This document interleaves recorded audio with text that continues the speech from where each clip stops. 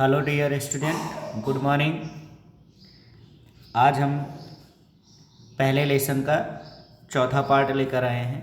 तो आज के इस वीडियो में हम रेखीय आवर्धन, एक टॉपिक छूट गया था उसके बारे में जानेंगे और उसके बाद फिर बहुत सारे न्यूमेरिकल सॉल्व करेंगे। ठीक है ना।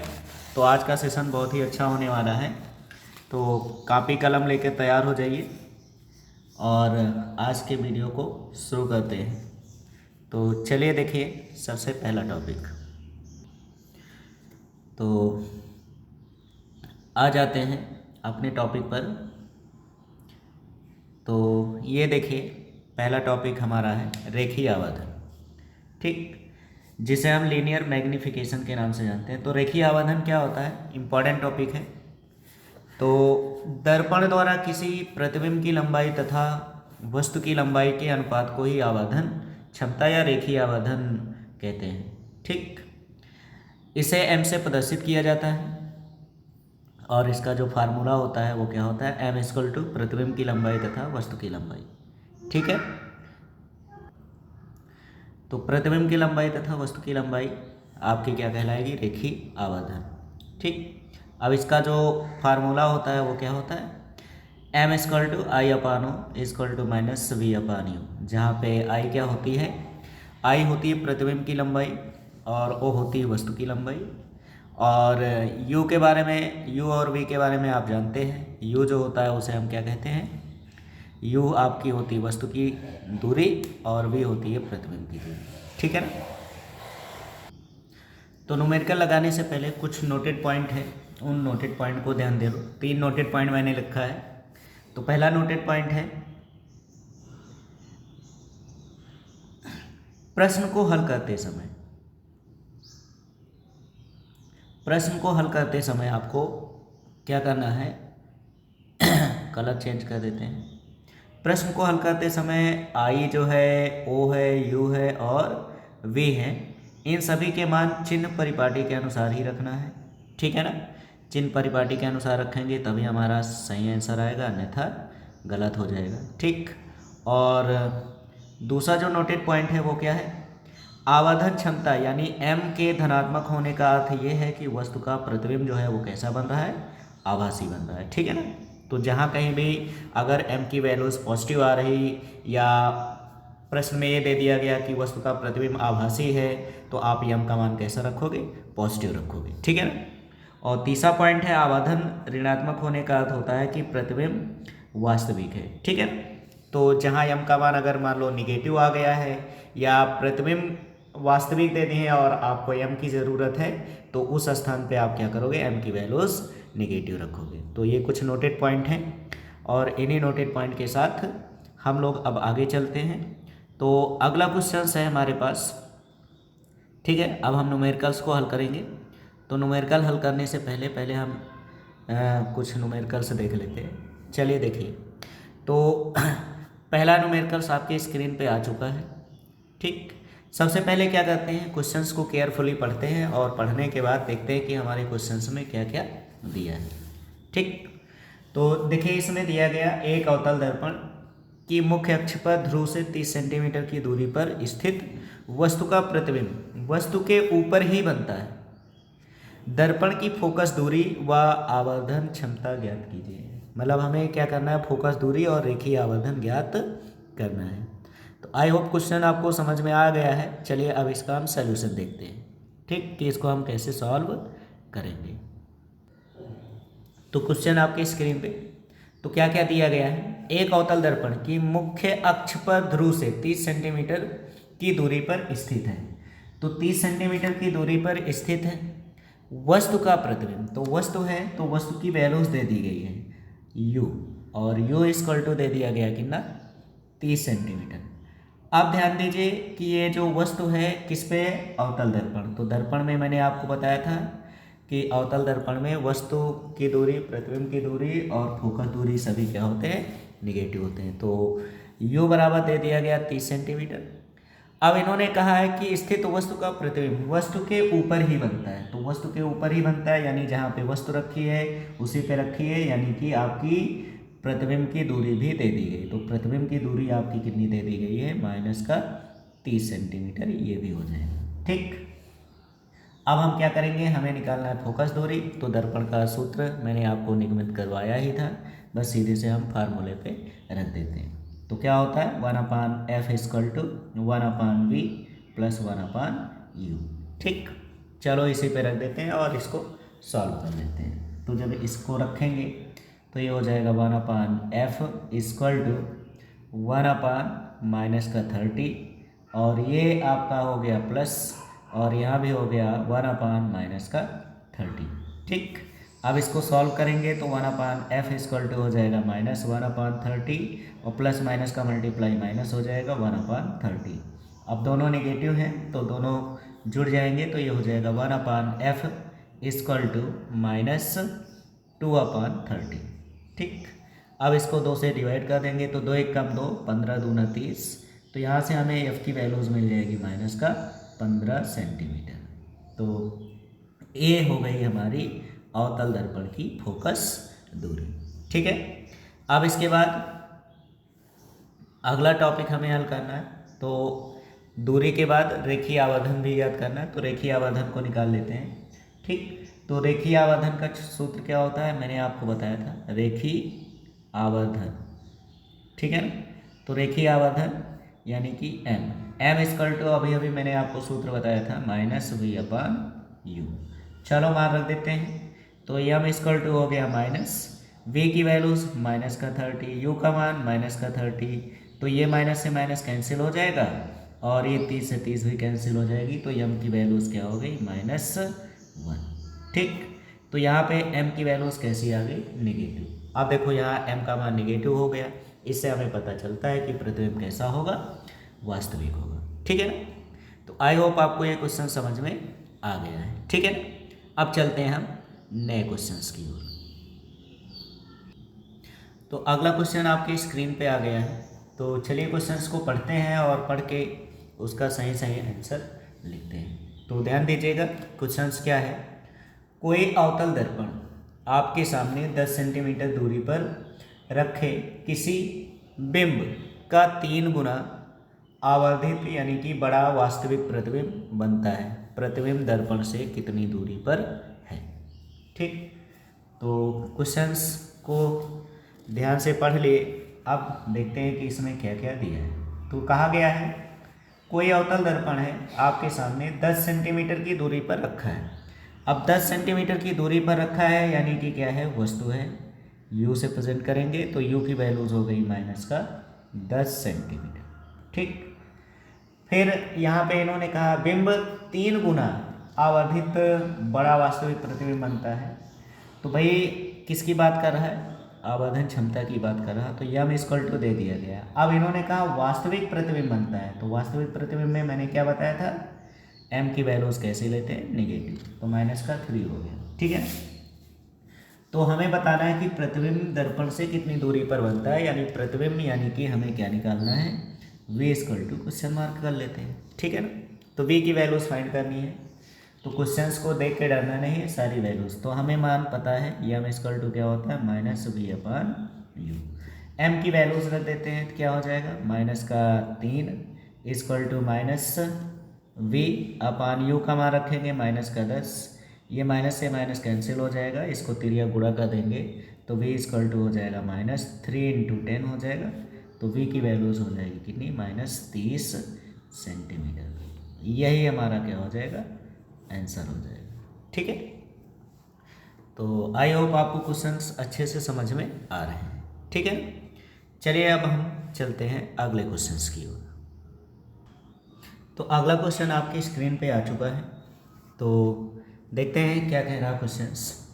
किसी ऑटोमोबाइल्स में पीछे का दृश्य देखने के लिए, ऑटोमोबाइल्स मतलब मोटरसाइकिल की बात कर रहा, तो पीछे का दृश्य देखने के लिए उपयोग होने वाले उत्तल दर्पण की वक्रता त्रिज्या, इस बार किसकी बात कर रहा भैया, वक्रता त्रिज्या।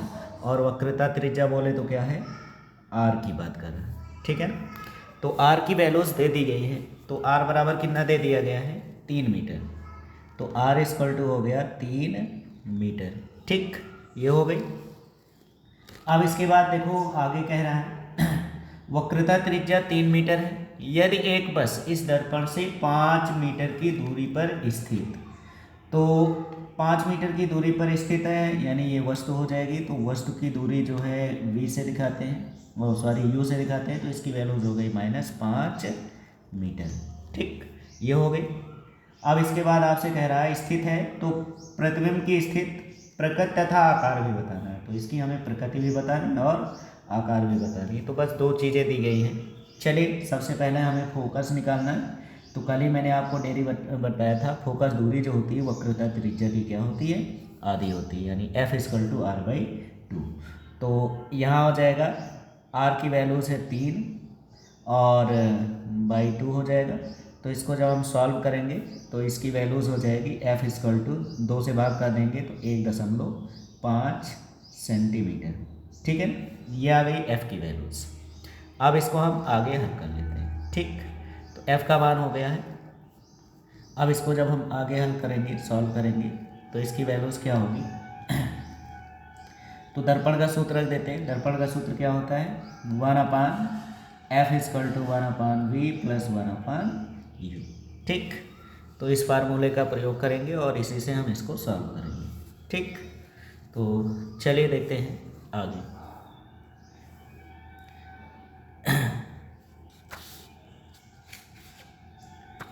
तो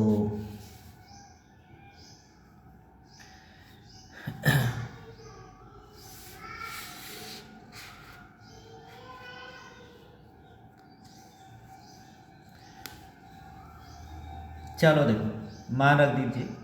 तो 1/f की वैल्यूज़ हमें पता चल चुकी है। तो कितना दिया गया है, 1.5। तो ये हो जाएगा 1.5 = इसके बाद इसकी वैल्यूज़ दी गई है 1/v। v का मान हमें क्या करना है, ज्ञात करना है। और इसके बाद क्या दे दिया गया है, u का मान, और u की वैल्यूज़ कितनी दी है, -5 सेंटीमीटर। तो यहाँ v की जगह v रख देंगे और ये हो गया +-1/5।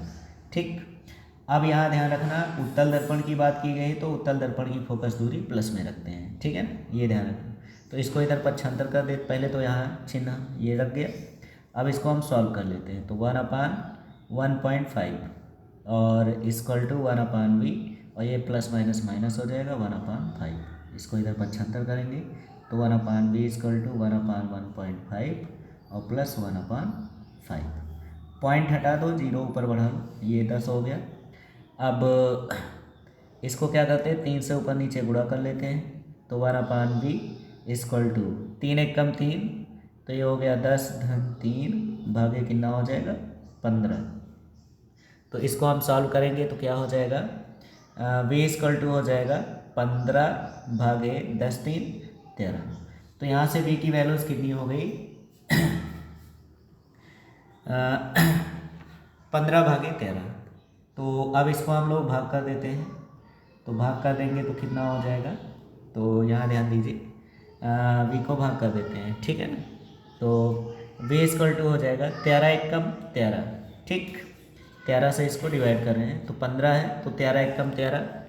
और फिर कितना हो गया, पॉइंट लगाएंगे और इसके बाद 13 2 15, 2 बचा, पॉइंट लगाओगे 20 हो जाएगा। फिर कितने बार ले जाओगे, 13 × 1 = 13। ठीक, तो फिर एक बार बचा और बचा 7, 13 × 5 = 65। तो 1.15 सेंटीमीटर के इक्वल जो है हमारा क्या प्राप्त हो जाएगा, प्रतिबिंब प्राप्त हो जाएगा। ठीक, अब साथ में इसकी प्रकृति बताइए, है ना। तो प्रकृति का मतलब तो आपको पता ही कि उत्तल दर्पण में जो प्रतिबिंब होती है वो कैसी होती है, आभासी होता है, सीधा होता है और छोटे आकार का होता है। ठीक, इसके बाद आकार। अब आकार की बात किया है तो आकार भी निकाल लेते हैं, इसका कितना निकल रहा है। ठीक है ना, तो आकार यानी कि आवर्धन क्षमता है। तो m बराबर क्या हो जाएगा, -v/u। तो m = हो जाएगा -v, v की वैल्यूज हो गई कितनी, 1.15, और u की वैल्यूज हमारे पास कितना है, -5। तो ये माइनस से माइनस कैंसिल हो जाएगा। तो m की जो वैल्यूज हो जाएगी वो कितनी हो जाएगी, तो पॉइंट लगाएंगे, 5 दूना 10, फिर एक बचा, 5 × 3 = 15। तो इसका जो आकार होगा वो कितना होगा, 0.23 इतने आकार का जो है प्रतिबिंब प्राप्त होगा। ठीक है, तो आई होप आपको ये क्वेश्चन भी समझ में आ गया होगा। चलते हैं हम अगले क्वेश्चंस की ओर। ठीक है, तो अगले क्वेश्चंस पे चलते हैं। तो अगला क्वेश्चन आपकी स्क्रीन पे आ चुका है। ठीक, अब क्वेश्चंस को आप आराम से पढ़ते हैं और फिर इसका जवाब देते हैं। ठीक, तो चलिए देखते हैं। कोई 6 सेंटीमीटर आकार की वस्तु किसी 20 सेंटीमीटर फोकस दूरी के अवतल दर्पण से 30 सेंटीमीटर की दूरी पर रखी है। दर्पण से कितनी दूरी पर किसी पर्दे को रखा जाए कि स्पष्ट प्रतिबिंब प्राप्त हो? प्रतिबिंब की प्रकृति तथा आकार ज्ञात कीजिए। ठीक, तो क्वेश्चन में क्या दिया है इसके बारे में समझ लेते हैं।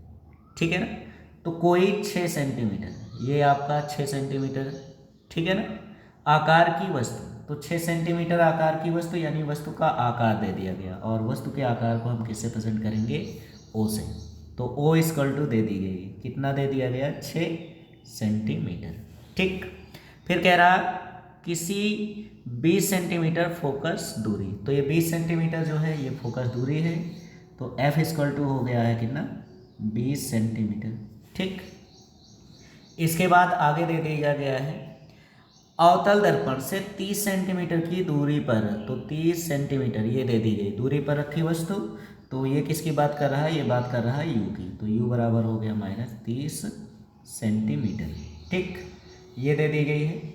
अब दर्पण कौन सा है? अवतल है, तो अवतल दर्पण में फोकस दूरी भी निगेटिव होती है और वस्तु की दूरी भी क्या होती है? निगेटिव होती है। ठीक है ना, तो ये दे दी गई है। अब हमें निकालना क्या है? प्रतिबिंब की प्रकृति तथा आकार। तो प्रतिबिंब यानी कि v की वैल्यूज ज्ञात कर लेते हैं। तो दर्पण का सूत्र 1/f = 1/v + 1/u। चलो मान रख दो 1/f माइनस का 20 = 1/v, यहाँ प्लस माइनस माइनस हो जाएगा 1/30। अब आप लोग समझदार हो, इसको इधर पक्षांतर कर दो, तो 1/v = हो जाएगा -1/20, और ये माइनस इधर आएगा प्लस हो जाएगा 1/30। तो 1/v = इसका एलसीएम ले लेते हैं, तो -3 × 1 = 3, धन 2 × 1 = 2, 3 दूना 6, तो 1/, ठीक है, तो इसकी वैल्यूज जो हो जाएगी, तो ये हो गई 1/v = -1/60। तो यहाँ से v की वैल्यूज हमें मिल जाएगी, v बराबर कितना? -60 सेंटीमीटर। ठीक है ना, तो ये तो हो गई हमारी प्रतिबिंब। तो प्रतिबिंब कितनी दूरी पर बन रही? 60 सेंटीमीटर की दूरी पर रखना चाहिए। ठीक है ना, तो इसमें कितनी दूरी पर रखना चाहिए? तो कितनी दूरी पर रखना चाहिए? 60 सेंटीमीटर की दूरी पर रखना चाहिए। ठीक है ना, साथ में इसकी आवर्धन क्षमता निकाल लेते हैं। तो आवर्धन क्षमता यानी कि m = क्या हो गया? तो आपको पता है इसका फार्मूला मैंने बताया था, I/O = -V/U। तो इसी फार्मूले पे रख देते हैं। तो m = हो जाएगा, m की ज़रूरत नहीं, अब सीधे इसी रेशियो पे रख देते हैं। ठीक, तो I की वैल्यूज़ हमें ज्ञात करना है। O का मान हो गया 6 = इसकी वैल्यूज़ रख देते हैं। तो v का मान -60/u का मान दे दिया गया कितना? -30। तो माइनस से माइनस कैंसिल, 30 दूना 60 हो जाएगा, 6 से इधर गुणा कर देंगे तो I = हो जाएगा -6 दूनी 12 सेंटीमीटर। तो प्रतिबिंब कितनी लंबाई का बनेगा? 12 सेंटीमीटर। अब माइनस चिन्ह आया तो माइनस चिन्ह का अर्थ हो गया कि प्रतिबिंब की जो आकृति होगी वो उल्टा होगी, तो उल्टा प्रतिबिंब प्राप्त होगा। ठीक है, तो इस तरह से हम क्वेश्चंस को सॉल्व करेंगे। तो मेरे ख्याल से आपको क्वेश्चन समझ में आ गया। चलते हैं हम अगले क्वेश्चंस की ओर। तो अगला क्वेश्चन आपकी स्क्रीन पर ध्यान दीजिए।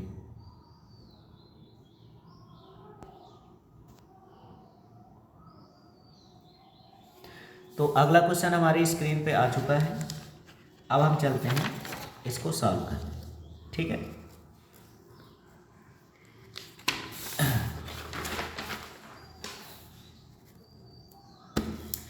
तो चलिए देखते हैं कैसे इस क्वेश्चंस को सॉल्व करते हैं।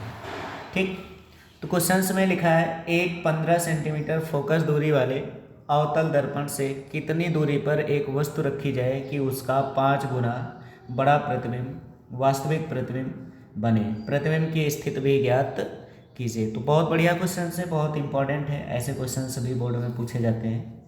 तो 15 सेंटीमीटर फोकस दूरी साफ साफ लिखा हुआ है, और कौन सी दर्पण है, अवतल दर्पण। तो 15 सेंटीमीटर फोकस दूरी यानी यम की बात कर दीजिए, तो यम भी दे दिया गया है।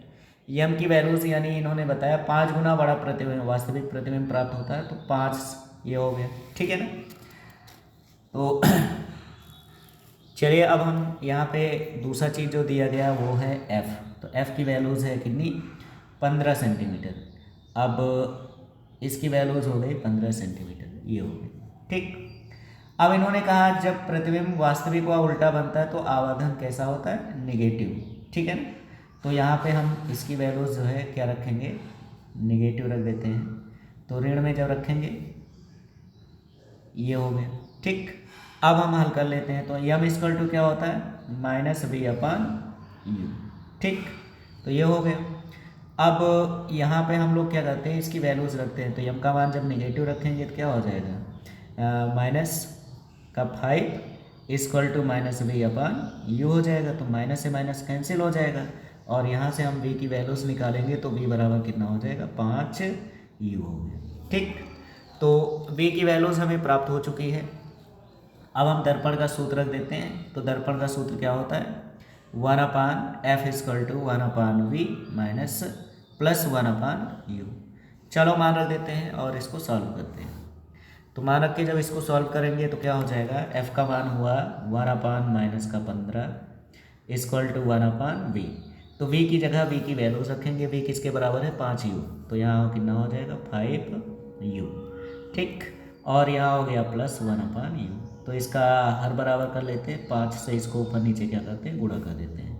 तो -1/15 बराबर 5×1 6/5u। 5 1 कम 5, 5 3 15, क्रॉस मल्टीप्लाई करेंगे तो u इक्वल टू हो जाएगा -18 सेंटीमीटर, ठीक है ना। तो वस्तु को दर्पण के सामने से जो है 18 सेंटीमीटर की दूरी पर रखेंगे, ठीक है ना। तो वस्तु हमें जो है वस्तु की जो दूरी हो गई वो कितनी हो गई, 18 सेंटीमीटर। बट हमें वस्तु की दूरी नहीं, हमें क्या बता रहा है, प्रतिबिंब की स्थिति भी ज्ञात कीजिए। तो प्रतिबिंब कितने आकार का बनेगा ये हमें ज्ञात करना है। तो देखिए यहाँ पे इस चाहे इसको इक्वेशन फर्स्ट मान लेना और यहीं पे पुट कर देते हैं। तो प्रतिबिंब की स्थिति हमें निकल आएगी, ठीक है ना। तो प्रतिबिंब यानी कि v इक्वल टू हो गया 5, u का मान हो गया -18। तो इसको जब गुणा करेंगे तो v बराबर हो जाएगा 5×8 40, 5 1 कम 5 4 9 यानी 18×5 90। तो प्रतिबिंब कितनी दूरी पर बनेगा, 90 सेंटीमीटर की दूरी पर बनेगा, ठीक है ना। तो क्वेश्चन समझ में आ रहे हैं। चलिए अगले क्वेश्चंस की ओर चलते हैं। तो अगला क्वेश्चन आपकी स्क्रीन पर, ठीक। आप ध्यान दीजिए कि इस क्वेश्चंस को हमें कैसे सॉल्व करना है, ठीक। तो चलिए देखें क्वेश्चंस में क्या दिया गया है। कह रहा 15 सेंटीमीटर फोकस दूरी वाले अवतल दर्पण, फिर से 15 सेंटीमीटर फोकस दूरी वाले अवतल दर्पण यानी f की बात कर रहा है। तो f इक्वल टू 15 सेंटीमीटर। कौन सा दर्पण है, अवतल दर्पण है। तो अवतल दर्पण की फोकस दूरी कैसी होती है, निगेटिव। ये हो गई। दर्पण के सामने 30 सेंटीमीटर, ठीक है ना, 30 सेंटीमीटर की दूरी पर। तो 30 सेंटीमीटर जो है ये वस्तु है, तो u बराबर दे दी गई -30 सेंटीमीटर। 30 सेंटीमीटर दूरी पर 2 सेंटीमीटर लंबाई की एक वस्तु रखी है।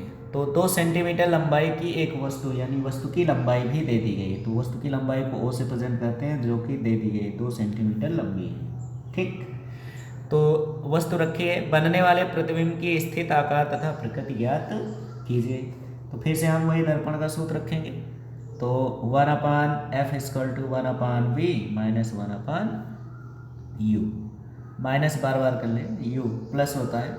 चलो मान रख देते हैं 1/-15 इक्वल टू 1/v की वैल्यूज़ ज्ञात करना है, और ये हो गया प्लस 1/-30। तो ये माइनस इस माइनस को प्लस कर देगा इसको, तो ये हो जाएगा प्लस माइनस माइनस हो जाएगा, तो 1/15 इक्वल टू 1/v माइनस 1/30। पक्षांतर कर दो तो 1/v इक्वल टू क्या हो जाएगा, -1/15, ये माइनस इधर आएगा प्लस 1/30 हो गया।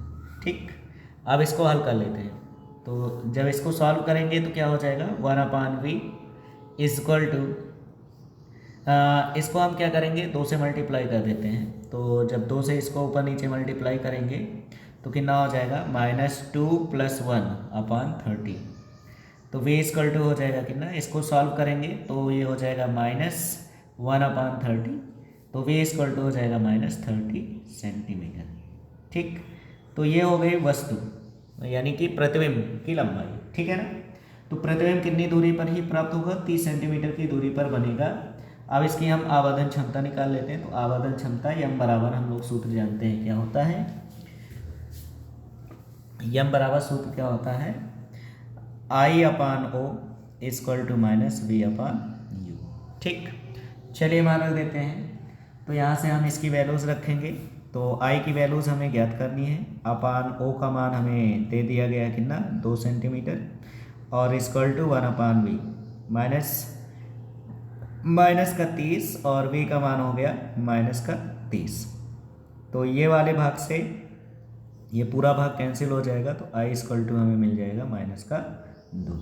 तो प्रतिबिंब कैसा होगा, 2 सेंटीमीटर लंबा होगा, और 2 सेंटीमीटर लंबा होगा, और कैसा बनेगा, उल्टा हुआ वास्तविक होगा। ठीक, माइनस में आया तो उल्टा होगा, और कैसा होगा, वास्तविक होगा। ठीक, तो इस तरह से ऐसे क्वेश्चंस को हम सॉल्व कर लेंगे। ठीक है, तो मेरे ख्याल से आपको ये क्वेश्चन भी समझ में आ गया, स्क्रीनशॉट ले लो और इसी तरह अच्छे से सॉल्व करिए। ठीक, तो चलते हैं हम अगले क्वेश्चंस की ओर। तो अगला क्वेश्चन आपकी स्क्रीन पे आ रहा है। तो अगला क्वेश्चन भी आपके स्क्रीन पे आ चुका है। ठीक, तो चलिए इसको भी हम अच्छे से सॉल्व कर लेते हैं।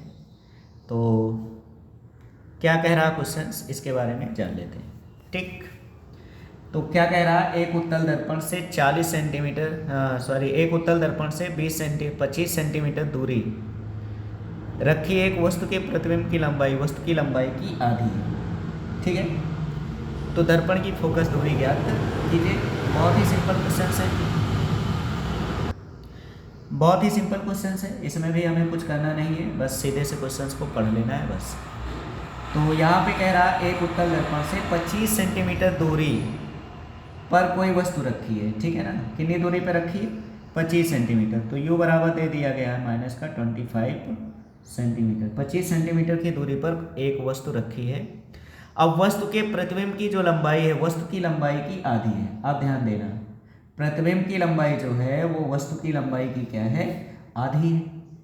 तो प्रतिबिंब यानी कि v की बात कर रहा, तो v जो है वस्तु की लंबाई दे दी गई है कितना, 25 सेंटीमीटर।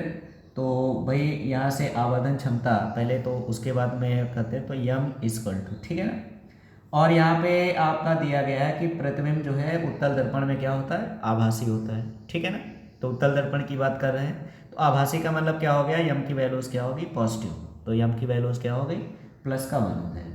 तो आपको पता है m इक्वल टू क्या होता है, m इक्वल टू होता है -v/u। तो जब यहाँ पे इसकी वैल्यूज़ रखेंगे तो m की वैल्यूज़ हो जाएगी कितनी, 1 इक्वल टू, और ये हो जाएगा -v/u का मान -25, ये हो जाएगा। तो माइनस से माइनस क्या हो जाएगा, कैंसिल। तो यहाँ पे हमारी जो वैल्यूज़ हो जाएगी वो कितनी हो जाएगी, 25। ठीक है, तो वस्तु की आधी बन रही है, यानी यहाँ पे हम जब इसका कंडीशंस रखेंगे तो वो क्या हो जाएगा, यहाँ देखो ध्यान से। तो v की वैल्यूज हमें जो रखना है v/2 रख लो, क्योंकि आधी की बात कर रहा है, तो ये हो जाएगा। तो ये 1 मिनट यहाँ पे मत करिए, यहाँ से हम जब कंडीशंस निकालेंगे तो v बराबर हो जाएगा माइनस, और यहाँ इसकी वैल्यूज रखेंगे 25/2, आधी हो जाती है। ठीक है ना, तो क्वेश्चंस में साफ साफ लिखा है, ये ध्यान दीजिए। इसमें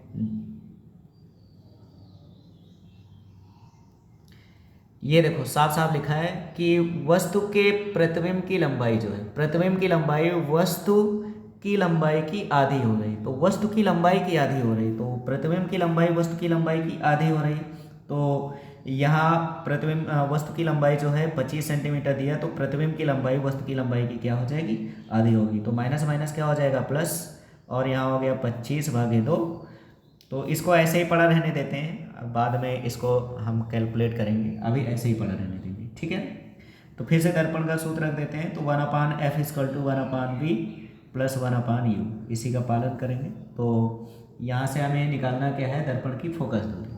तो 1/f = 1/v, तो 1/25/2 पलट के ऊपर आ जाएगा यहाँ पे, और प्लस 1/u, u का मान हो गया -25, ठीक।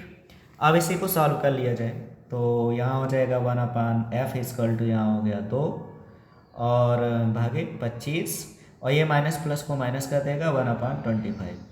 तो यहाँ पे हो जाएगा 1/f = 2 में से 1 घट जाएगा, तो 1/25 हो गया, ठीक। अब यहाँ इसको हम रखेंगे, तो एफ की वैल्यू जो होगी वो कितनी होगी, 25 सेंटीमीटर। तो जो हमारे उत्तल दर्पण की फोकस दूरी होगी वो कितनी होगी, 25 सेंटीमीटर। तो 25 सेंटीमीटर फोकस दूरी वाले उत्तल दर्पण की आवश्यकता पड़ेगी, ठीक। तो आई होप आपको ये क्वेश्चन समझ में आ गया होगा। इसको ध्यान देना, यहाँ पे आवर्धन क्षमता कहने का मतलब पॉजिटिव होगा, क्योंकि उत्तल दर्पण जो होती है वो कैसी होती है। तो यहाँ से हम रिलेशन जब निकालेंगे, तो यम = -v/u, तो यहाँ से इसकी वैल्यू जो हो जाएगी v = नेगेटिव, तो ये माइनस यहाँ रखा गया, तो माइनस माइनस क्या हो जाएगा, प्लस हो जाएगा, ये ध्यान रखना, ठीक है ना। तो चलिए हम अगले क्वेश्चंस की ओर चलते हैं। तो अगला क्वेश्चंस का हम जो है सॉल्यूशन कैसे करेंगे उसको जान लेते हैं। तो क्वेश्चन आपके स्क्रीन पर, तो अगला क्वेश्चन भी आपकी स्क्रीन पे आ चुका है।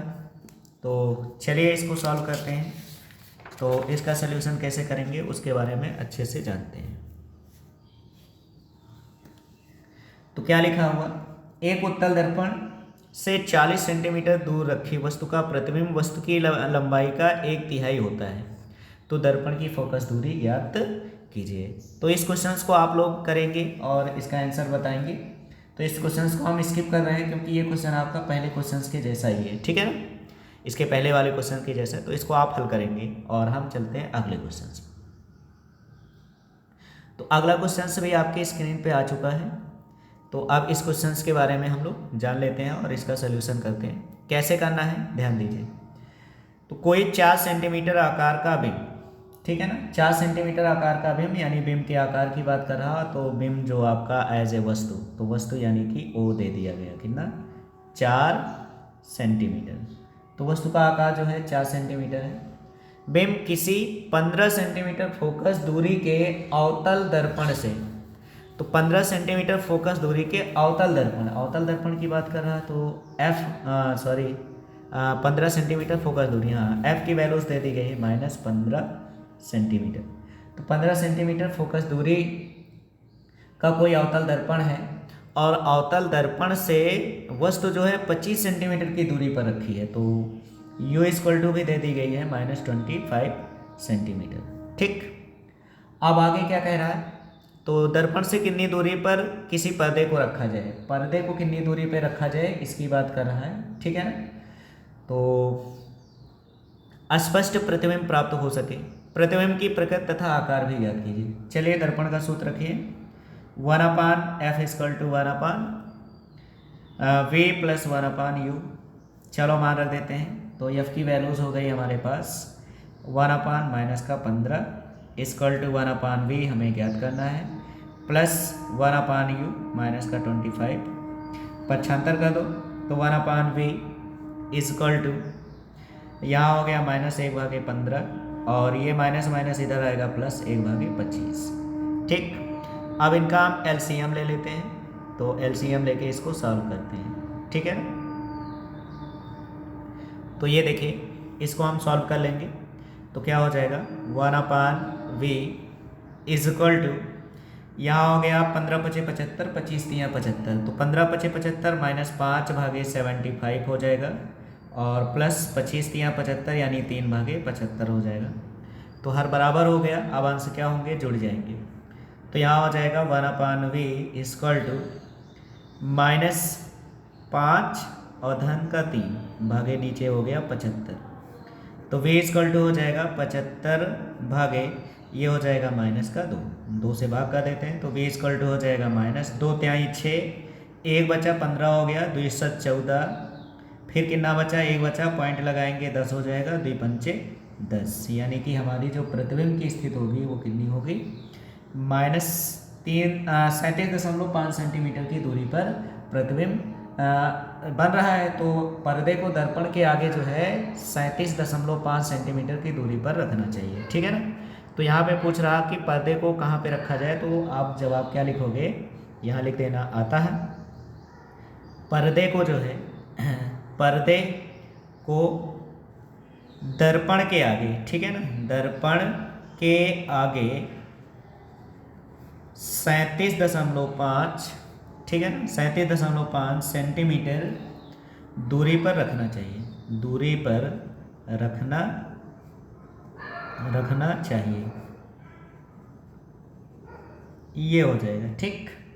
तो इतनी दूरी पे रखेंगे तो प्रतिबिंब हमें जो है प्राप्त होगा। अब इसके बाद प्रतिबिंब की प्रकृति तथा आकार भी बताना है। तो भाई आवर्धन क्षमता यानी यम बराबर हो जाएगा कितना, वही I/O इक्वल टू -V/U से, ठीक।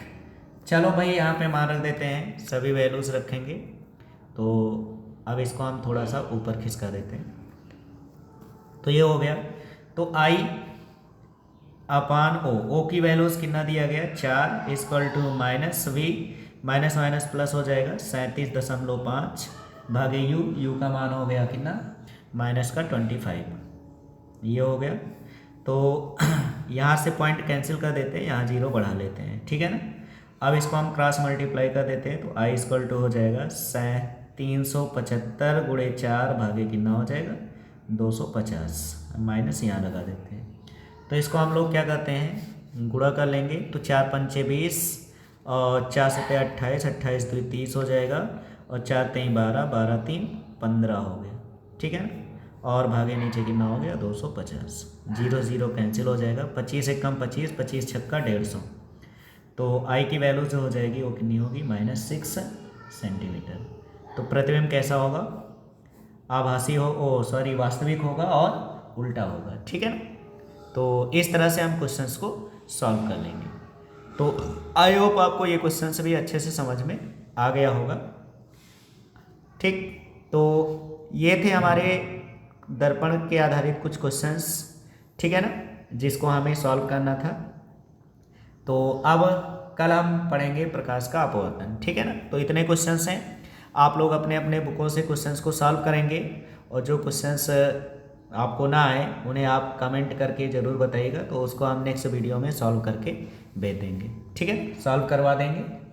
तो इस तरह से आपको क्वेश्चन सॉल्व करने हैं, तो प्रैक्टिस करिएगा, जो क्वेश्चन आए उसके बारे में ज़रूर बताइएगा।